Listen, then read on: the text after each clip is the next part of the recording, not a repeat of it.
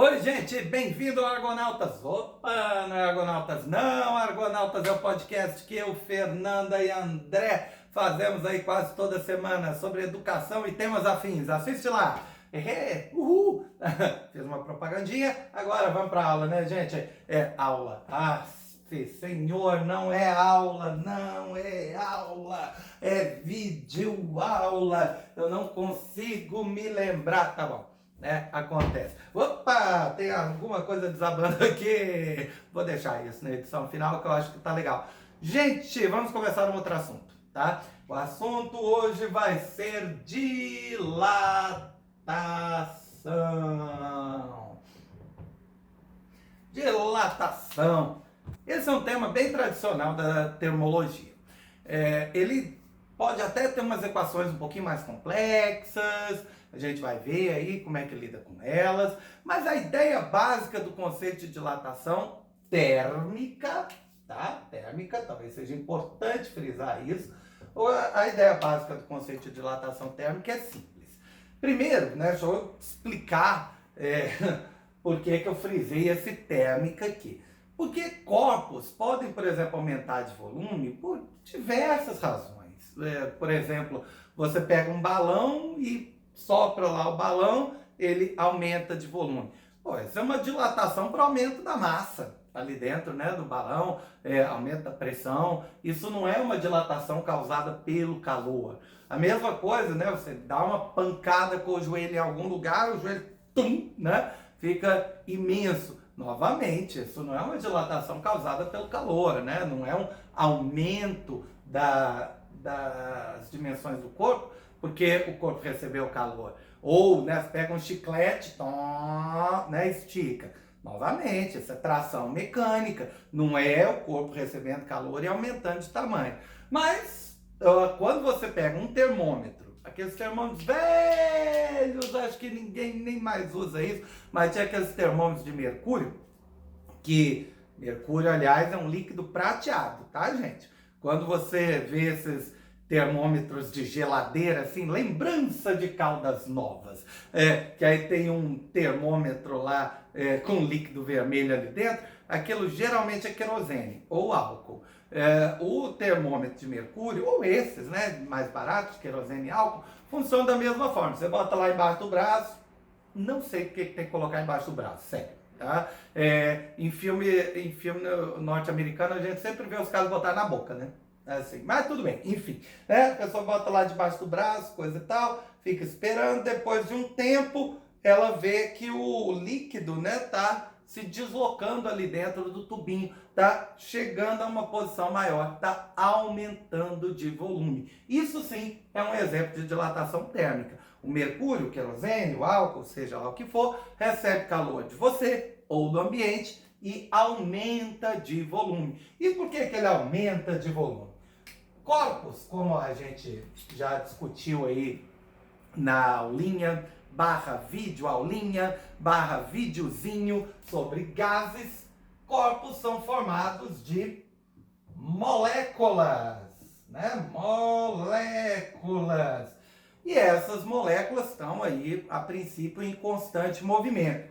Mas a gente pode supor que existe uma certa distância média aqui entre as moléculas. Elas, né, claro, essa distância varia, né, porque as moléculas estão em constante movimento, mas em média, né, a gente pode falar de uma distância entre elas. E a ideia é que quando você aquece um corpo, essas moléculas vão ficar mais agitadas, né? A velocidade delas vai aumentar desesperadamente. E aí, se corpos se movem com maior velocidade, até para que eles consigam ter essa maior velocidade, é necessário uma distância maior entre eles. Então, a distância média entre as moléculas aumenta quando eu aqueço um corpo. Repare, as moléculas não aumentam de tamanho. As moléculas não incham, elas não ficam moléculas maiores, fica tudo igual. A distância entre os átomos dentro da mesma molécula fica a mesma. Mas entre uma molécula e a outra, a distância aumenta.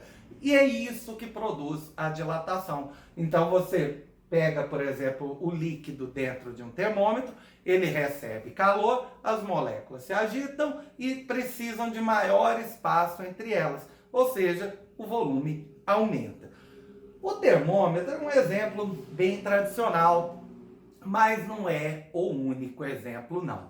Tem diversos exemplos cotidianos, por isso que eu resolvi fazer essa primeira aulinha mostrando esses exemplos, né? Vamos começar citando, por exemplo, um trilho de trem. Trilhos são um clássico exemplo em dilatação. E por quê? Porque a dilatação, geralmente, ela é muito pequena nos objetos cotidianos. A gente pega, por exemplo, uma barra de 1 metro de comprimento, esquenta 100 graus Celsius, a barra aumenta 1/10 de milímetro. Isso é a espessura de um fio de cabelo. Você nem vai notar. É muito difícil, porque as moléculas aumentam a distância entre elas, mas não é tanto assim também, né? Então é mais fácil notar, por exemplo, num líquido ou até num gás. Agora, o trilho de trem, ele tem uma particularidade pela qual dá para notar com mais facilidade. Os trilhos são coisas gigantescas, né? Um trilho de trem pode ter aí dezenas de metros de comprimento e ele é instalado mais ou menos dessa forma aqui. Um trilho separadinho aqui do outro, tendo um espaço entre eles. Esse espaço, gente, ele tem até um nome técnico que às vezes aparece em exercício. É a junta de dilatação.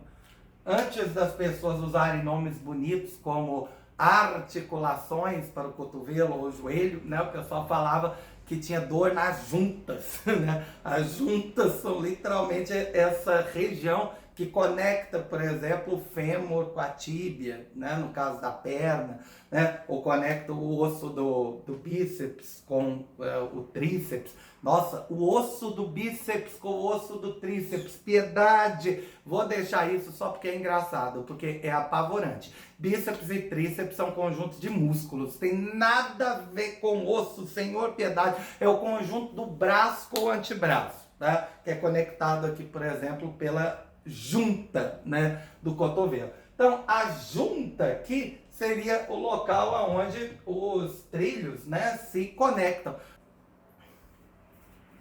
Mas o engraçado é que não tem exatamente uma conexão aqui. Ao contrário, tem um espaço. Os trilhos, eles ficam separados de alguns centímetros ali na tal junta de dilatação. E por quê? Porque um trilho é feito geralmente de um metal. Então, normalmente aço ou alguma liga parecida. Então, é um material violentamente condutor, que absorve calor com uma extrema facilidade, um baixo calor específico, ou seja, ele absorve calor e esquenta muito. Eles costumam ser pretos, ou seja, tá tudo indicando que o trilho vai esquentar uma barbaridade. Então, num dia quente, esses trilhos podem atingir temperaturas muito altas. E aí qual que é o resultado? Quando você tem um objeto que atinge temperaturas muito altas e sendo um objeto longo, ele vai dilatar. E aí ele pode dilatar alguns centímetros. E se não tiver essa junta de dilatação, vai acontecer isso que eu estou mostrando agora. Tá vendo esses trilhos todos tortos aí na foto? Na verdade, essa foto mostra trilhos que tinham a junta de dilatação, mas esquentou tanto que um trilho colou no outro e entortou, né? Porque quando ele não consegue dilatar mais o comprimento, ele entorta para o lado, que aí ele aumenta o comprimento, beleza?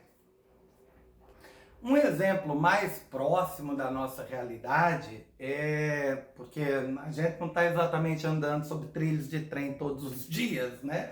Mas isso aqui você provavelmente já deve ter visto aí no seu cotidiano. É o piso de cimento queimado. Para quem não sabe o que é aquele piso de casa de avó de interior. Você entra na casa, aí é um piso muitas vezes vermelho, que minha avó, pelo menos, tinha esse piso na casa e tinha que ficar passando enceradeira. Meu Deus, quanto sofrimento, Senhor, piedade, tadinha.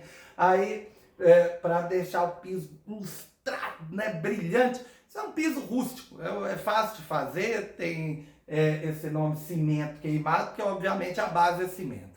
E mistura com argila, mistura algumas outras coisas, às vezes para dar cor, e espalha lá, se o pedreiro for bom, deixa lisinho, fica uma graça. O problema é que depois de um tempo isso aqui começa a rachar. E por quê? Porque o piso começa a se aquecer durante o dia e esfriar durante a noite.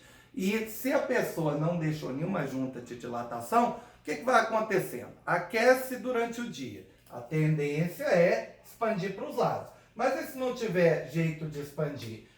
Expande para cima, que aí aumentou o comprimento, né? Aí durante a noite, volta, né? Volta para o estado inicial. Isso aqui é milimétrico, mas repita isso ao longo do tempo. Vai começar a surgir umas trincas. Aí o piso fica todo rachado. Você já deve ter visto isso. Às vezes até em piso de calçado a gente percebe isso também.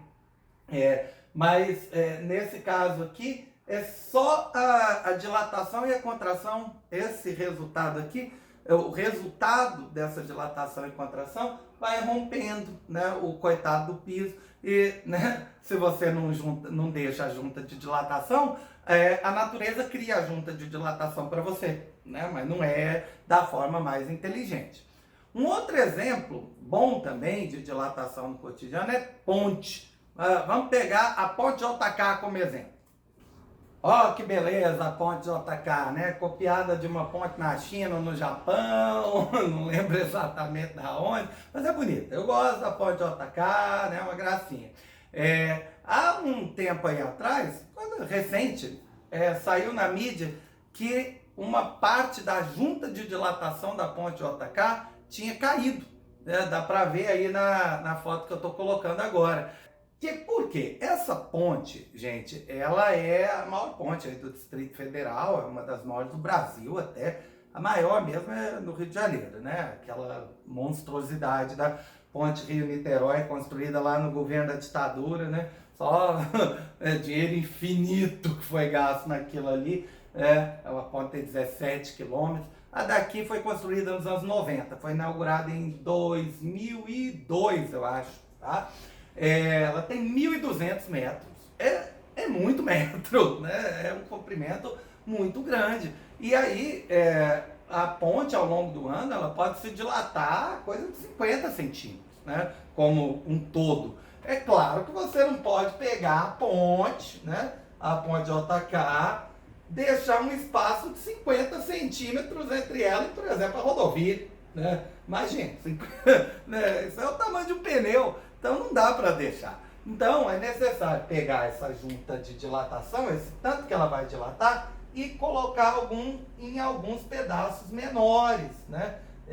E claro, tampar isso aqui, né? Tem uma tampinha, dá para ver na foto, que a junta é uma serrinha, né? Um espaço, mas tem uma tampa, né? Para proteger, né?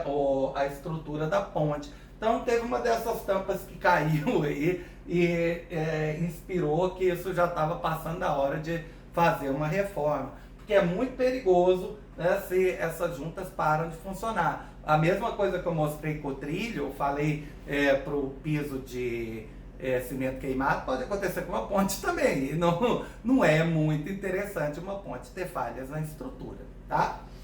Então, gente, essa primeira aulinha é só para você ver alguns exemplos, né? Perceber que esse conceito de dilatação está aí presente no seu cotidiano.